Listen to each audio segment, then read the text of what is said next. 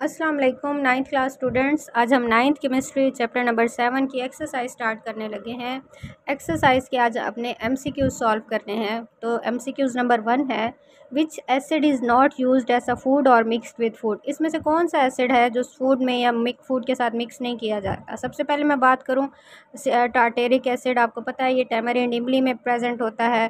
Ascorbic acid ये आंवला गावा में होता है। सिट्रिक एसिड ये सिट्रस फ्रूट में होता है। तो इसमें जो फॉर्मिक एसिड है ना, वो मोस्टली फूड के साथ मिक्स नहीं किया जाता।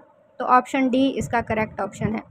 वाइल बेकिंग, जब आप कोई चीज़ बेक करते हो, which gas is responsible for raising the bread and making it soft. यानी जैसे आपने ब्रेड बनाई है, डो बना के रखी है, जब आप उसको बेक करोगे तो वो फूल सी जाती है, यानी ब्रेड राइज हो जाती है। उसके अंदर कौन सी गैस है जो उसको राइज होने देती है? ऑक्सीजन गैस होती है, कार्बन डाइऑक्साइड होती है। बेटा वहाँ पे ना जो रिएक्शन होता है ना, वहाँ पे एक गैस रिलीज़ होती है, वो कार्बन डाइऑक्साइड है। तो कार्बन डाइऑक्साइड के बबल्स जो हैं वो डो के अंदर फंस जाते हैं और वो बबल्स जो है एयर स्पेस क्रिएट करते हैं, जिसकी वजह से वो डो जो है वो राइज हो जाती है। तो इसका ऑप्शन जो करेक्ट है वो बी है। Predict the main characteristics of reaction of metal with acid. Metals जब एसिड्स के साथ रिएक्शन करती हैं तो क्या करती हैं? Metals are dissolve. जी बेटा, जब मेटल्स एसिड के साथ रिएक्ट करती हैं तो उसमें डिजॉल्व हो जाती हैं। Metals are converted into salts. जी बेटा, मेटल्स सॉल्ट्स में भी कन्वर्ट हो जाती हैं। Hydrogen gas is evolve, hydrogen gas भी इवॉल्व होती है। All the above mention characteristics, तो ये जो ऊपर वाले तीनों सही है। इट्स मीन इसका जो करेक्ट ऑप्शन है वो ऑप्शन डी है। अब ये how many hydroxide calcium hydroxide with release in water. अब अगर मैं कैल्शियम हाइड्रोक्साइड का फार्मूला देखूं तो वो CHO ट्वाइस होता है, यानी इसमें 2 हाइड्रोक्साइड हैं। तो कितना, जब ये वाटर के साथ डिज़ोल्व होगा, ठीक है, तो ये 2 हाइड्रोक्साइड आयन दे सकता है।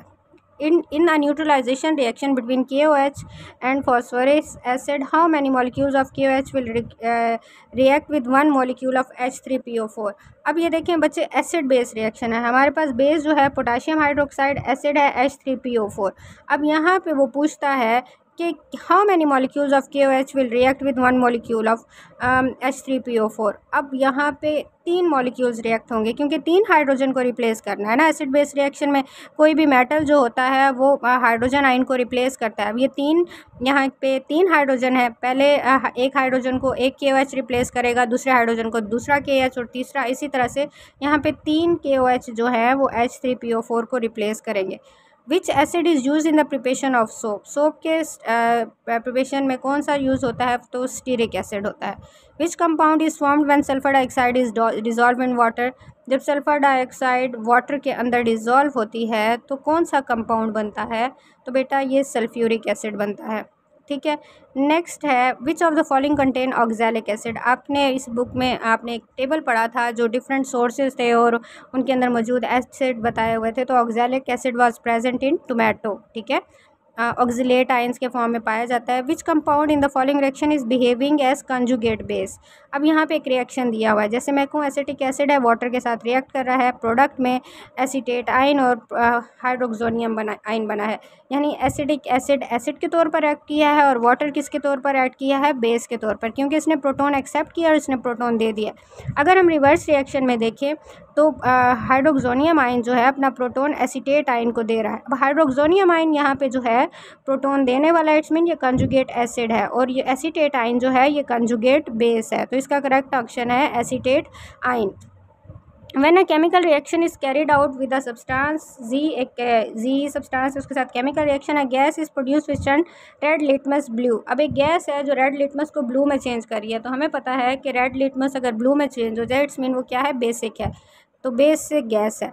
तो यहाँ reaction of N acid with the metal carbonate, reaction of N acid with metal hydrogen carbonate, reaction तो अल्कली जब अमोनियम साल्ट के साथ रिएक्ट करता है तो एज अ प्रोडक्ट में हमारे पास क्या बनती है? Gas salts, alkali ammonium salt के साथ तो आगे बेस बनती है।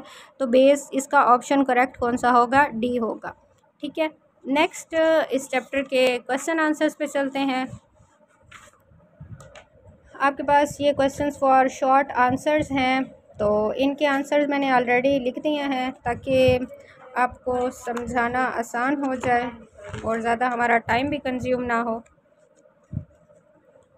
पेज नंबर 104 है, एक्सरसाइज का पेज नंबर 104 है। क्वेश्चन नंबर 2 है, शॉर्ट क्वेश्चन शॉर्ट आंसर। सबसे पहला क्वेश्चन है, choose Arrhenius acid among the following compounds. आपके पास एक दिया हुआ है hydrofluoric acid, ammonium ion, sulphurous acid, hydrogen sulphide और वाटर। इनमें से अर्हीनियस एसिड क्या है बच्चे? Arrhenius acid according to Arrhenius concept कोई भी सब्सटेंस जो वाटर में डिजॉल्व होकर हमें हाइड्रोजन आयन दे वो अर्हीनियस एसिड है। अब ये हाइड्रोजन फ्लोराइड है, ठीक है, जब मैं वाटर में डिजॉल्व करूँगी ये तो हमें हाइड्रोजन आयन देगा, ठीक है।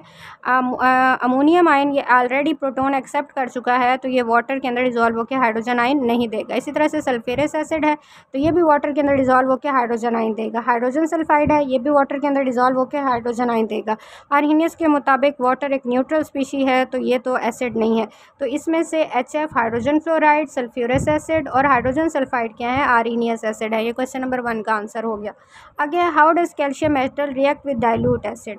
कैल्शियम है, रिएक्ट मैं करवा रही हूँ डाइल्यूट सल्फ्यूरिक एसिड के साथ, ठीक है। मेटल जब एसिड के साथ रिएक्ट करती है तो हाइड्रोजन एटम को रिप्लेस कर देती है और हाइड्रोजन एज अ गैस निकल जाता है। तो यहाँ पे बनेगा कैल्शियम सल्फेट और साथ में बनेगा सल्फ्यूरिक एसिड, ठीक है।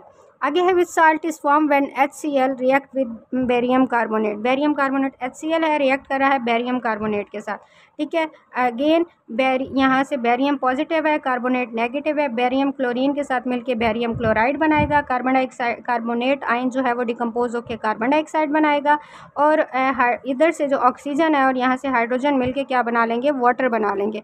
अब ये इक्वेशन मैंने खुद ही बैलेंस की है। जैसे आप अगर कहते हैं कि यहाँ पे 2 ना लिखा होता, सिर्फ लिखा होता है HCl react with barium carbonate, barium chloride, water and carbon dioxide. अगर आप यहाँ पे देखते हैं हाइड्रोजन का 1 एटम है जबकि प्रोडक्ट्स में हाइड्रोजन के 2 एटम है तो आपको इक्वेशन बैलेंस करने के लिए यहाँ पे 2 लिखना ही पड़ना था। इसी तरह से क्लोरीन अगर आप देते हैं यहाँ पे 1 एटम है और यहाँ पे बेरियम क्लोराइड में 2 है तो वो ऑलरेडी ही बैलेंस हो चुकी है। तो ये क्वेश्चन नंबर 3 था। इसके बाद है question number 4, how will you justify that hydrogen sulphate is a Bronsted Lowry acid. अब ब्रोंस्टेड लोरी एसिड क्या होता है? A species that donates a proton, जो प्रोटोन दे। बाइसल्फाइड आयन जैसे कि है, ठीक है, ये डोनेट कर सकता है प्रोटोन तो इसलिए ये क्या है?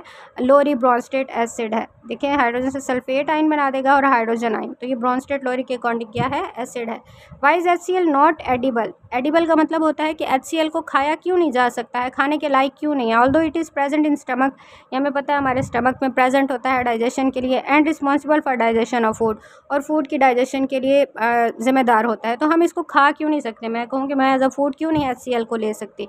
बाजी तो बच्चे हमारे जिस्म के अंदर स्टमक ने एक ख़ास किस्म का मैकेनिज़्म रखा है कि वो जो हमारे स्टमक के अंदर प्रेजेंट HCl है उसको वो बेयर कर लेता है। लेकिन अगर हम एज अ आउटसाइड फूड के तौर पर लें तो वो उसको नहीं बर्दाश्त कर सकता है। लिखा हुआ है the body has evolve mechanism to safely handle HCl, यानी वो जो हमारे स्टमक में प्रेजेंट HCl है उसको सेफली हैंडल करे, ठीक है। But this protection do not extend to other parts. अब अगर मैं कहूँ कि मैंने लेके जाना है सिर्फ वो स्टमक के अंदर ही HCl को वो हैंडल कर सकता है। अगर मैं कहूँ वो HCl हमारे स्टमक से निकल के और हमारे डाइजेस्टिव ट्रैक में जा रहा है, यानी वो स्मॉल इंटेस्टाइन लार्ज इंटेस्टाइन में जा रहा है, तो वो प्रॉब्लम क्रिएट कर सकता है।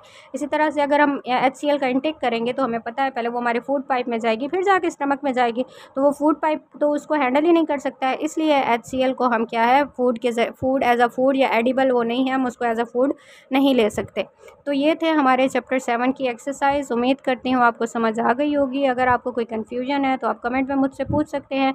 इसके अलावा आपकी अगर कोई सजेशन है तो आप मुझे दे सकते हैं कमेंट्स में, मैं उनको फॉलो करूँगी। अगर आप मेरे चैनल पर न्यू हैं तो आप चैनल को सब्सक्राइब कर दें और बेल बटन दबा दें ताकि नेक्स्ट वीडियोस के नोटिफिकेशन आपको मिलते रहें। मिलते हैं नेक्स्ट लेक्चर में, तब तक अपना ख्याल रखिएगा। अल्लाह हाफिज़।